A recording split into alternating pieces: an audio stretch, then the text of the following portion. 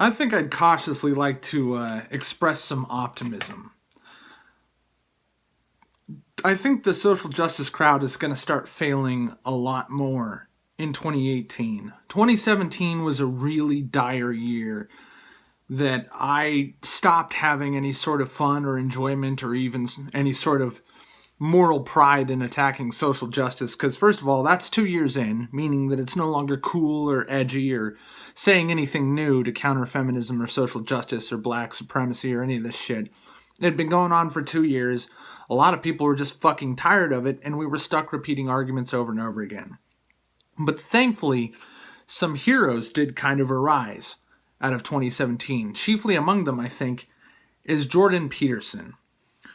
And the reason why Jordan Peterson is so important isn't necessarily because he's saying anything new, although I think his means of attacking the issue are rather unique compared to other edgelords like Milo or YouTube stuck people like Sargon of Akkad. He's a highly accredited, highly cited clinical psychologist. He's not somebody you can just dismiss as a basement dweller. He's a massively successful dude. And he's somewhat morally beyond reproach. He's a family man, a professor, a psychologist. He's just not anybody that you can smear. And the problem for social justice warriors is that they're really trying. And the problem is that this issue of them trying to smear him has coincided with them running out of pejoratives. We spent all of 2016, let alone all of 2017, saying everyone I don't like is alt-right, everyone I don't like is literally Hitler. You lie so often and so egregiously and so carelessly, calling everybody white supremacist, that you have rapidly outed yourself as the boy who cried wolf to everybody but the worst social justice partisans. And the Kathy Newman interview was just a watershed moment, a complete disaster for feminism, where he mopped the floor with a not just malicious, but incredibly, just unbelievably stupid and ill-prepared Kathy Newman. She lost that debate not because specifically she was trying to smear Peterson. She lost because she tried so lazily and so flippantly to smear him with really easy to counter points to the fact that she was laughable to literally everybody who watched. There's nobody defending her except for fucking the idiots in the news media trying desperately to say that, Kathy Newman's being attacked by Jordan Peterson's alt-right fans, except for Jordan Peterson is extremely openly anti-alt-right, and a lot of his work and his lectures, of which I've watched dozens on YouTube, are very strictly anti-Nazi, anti-fascist, anti-authoritarian, anti-communist, which is a sticking point for a lot of the left, because so much of the left are openly communist, which is part of why they're still trying to hammer him. But the thing is, he just so easily destroyed them. And they so blatantly tried to smear him. Then they tried to say that Kathy Newman was being harassed. And the thing is, it was proven that that was a lie. And then, in fact, people on Kathy Newman's side of the argument, sad to say that there are such people that exist, were hurling violent abuse at Jordan Peterson at a rate of over 30 times more than anyone who's openly pro-Peterson on Twitter, on YouTube, on Facebook. Is just pathetic. So we have a guy who's expressing old school virtues that everybody wants back.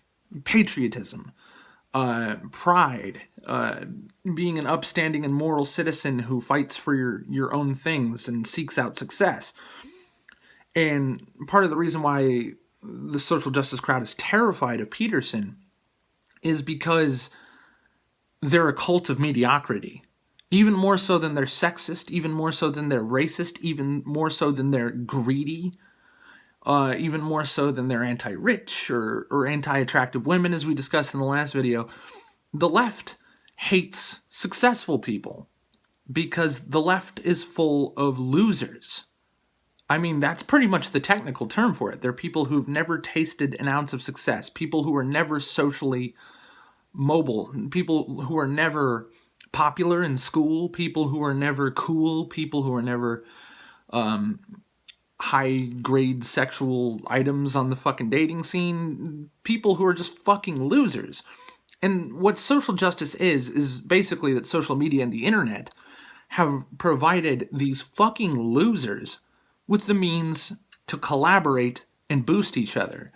And they basically tried to tell us, that it's revenge of the nerds. The losers are taking over. Now being a fucking scumbag, loser, piece of shit who nobody likes is the new norm. And if you're somebody successful, or if you're somebody with a measure of pride or confidence, you are to be put down immediately. Okay? Because this is a cult of losers, and a cult of the mediocre, a cult of the weak, and the cult of the sadistic. We've been over this. The vicious, the jealous, the envious. So basically every negative character trait you can imagine is worshipped as a form of strength. Including being a victim, the classic one. So we have a guy who's championing bettering yourself, and they can't deal with the fact that Jordan Peterson is very likable, he's very charismatic, he's extremely knowledgeable, he can't be smeared. Okay, he's a married guy with no sex scandals whatsoever, has a family, is excessively Canadian in that he's excessively polite, and, very choice with swear words, choice with particularly vicious condemnation, and is rarely prone to saying things blatantly or brashly like I do. The guy is just simply beyond reproach. And that's a very good thing, because websites like Vox, Newsweek, fucking Mike.com, everybody's trying so hard to say that Jordan Peterson is a Nazi. They wore out Nazi 2 years ago. They wore out white supremacist 12 months ago. They've worn out just about everything they can. And thankfully, the alt-right hasn't killed anybody recently, because one of the things that I lamented and was afraid to lament, because it was particularly crass to do so, is that poor girl who died in the vehicular manslaughter incident at Charleston was a major, major problem, because every single human being I ever ran into that I argued with saying, hey, feminism is cancer, the left is worthless, was saying, first of all, they try to smear me as alt-right, and then they try to straw man my argument like I'm defending the alt-right, and they immediately, after 3 degrees of fucking lying, rush straight to, well, you're defending an ideology that killed a person. I mean, yeah, there was 4 riots, and tons and tons and tons of violence just in Charleston. And there was, I think, almost a dozen riots across the country, particularly in Berkeley, California, where most of them happened before that, where Antifa was assaulting people left and right. At almost every Trump rally, there was somebody getting thrown to the ground and stomped on. People in wheelchairs getting kicked on the ground and shit. Little old ladies, women being maced in the face, all this shit. And, of course, the leftist news media was busy trying to say that Antifa were the good guys. They were like superheroes, like they should have their own comic book and shit. Meanwhile, they were being the most violent and vicious fascists you could imagine. And then that stupid gay fucking tiki torch rally happened, where all the fucking actual racists, of which in a country of about 321 million people, they rounded up, 3,000? Somewhere between 3,000 and 10,000 dipshits to go march with tiki torches, and ruined everything for a year. So to the alt-right, let me express personally, you're not helping. You're fucking less than worthless. You are basically the white right-wing SJWs, and you are fucking every bit as much cancer. And if you want social justice to go away, because that would benefit the both of us and both of our aims as a liberal and as you as the alt-right, you should probably shut the fuck up and just hide for 5 years. Fuck off. You're not helping at all. You're making everything worse and harder for everybody. You are helping the social justice crowd. In the same way that the social justice crowd is helping your numbers. Okay? You're feeding each other. Now, if you were to play smarter than them, shut your mouths and just, hide out on your little gay forums and not go out with your faggoty fucking gay little fucking tiki torch marches, chanting your stupid gay slogans, then it would help the rest of us. Okay, so you could fuck off. But I digress, and just get back into in conclusion. I think this year is going to look up. I'm cautiously optimistic, because in 2015 I was very optimistic because I didn't believe such a worthless, stupid, retarded movement like the social justice movement could continue for another 12 months, let alone another fucking 36 almost. But thankfully, or excuse me, I mean to say unfortunately, like George Carlin says, imagine how fucking stupid the average person is, and then realize that half the world is stupider than that cunt. That's why these problems are persisting. And thankfully, finally, we're starting to have some calm, rational, very highly respected people coming out on our side. I also want to take a moment to thank the efforts of Eric Weinstein and his brother, God, why don't I remember his name? I want to say it's Brett. I think Eric and Brett Weinstein are another big help. The guys who were, Eric in particular, I believe, was the guy who was fucked with at Evergreen State College, which was taken over by a bunch of fucking black supremacist pieces of shit. But hey, that's California for you. Anyway, this video's gone on long enough. Basically, the point is I think we can be optimistic because we have some real heroes with some real clout that are the kind of people who can penetrate the bubble of legacy news media and mainstream news media. And also we can be happy that mainstream news media is dying. Their influence is waning very rapidly, while alternative news media, of which I'm not really a part, but you could kind of say I am, but more so guys like Tim Pool, Styx, Hex, and Hammer, those kind of guys are great. And their popularity is skyrocketing. Even people I think are more so comedy than anything news related.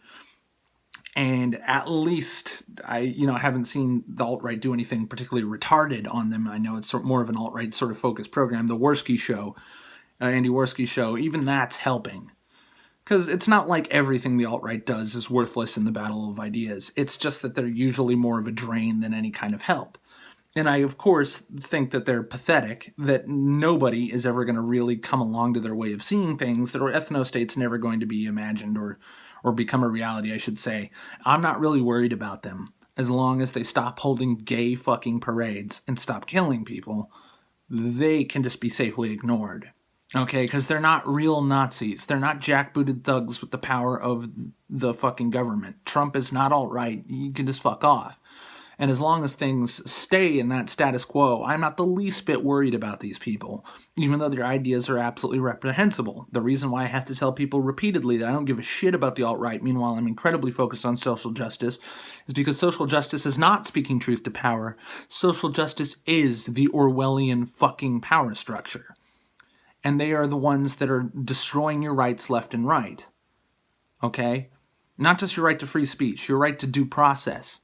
Your right to keep and bear arms, your right to a speedy trial by the public of your peers, your right to privacy, your right to not be subject to unlawful search and seizure.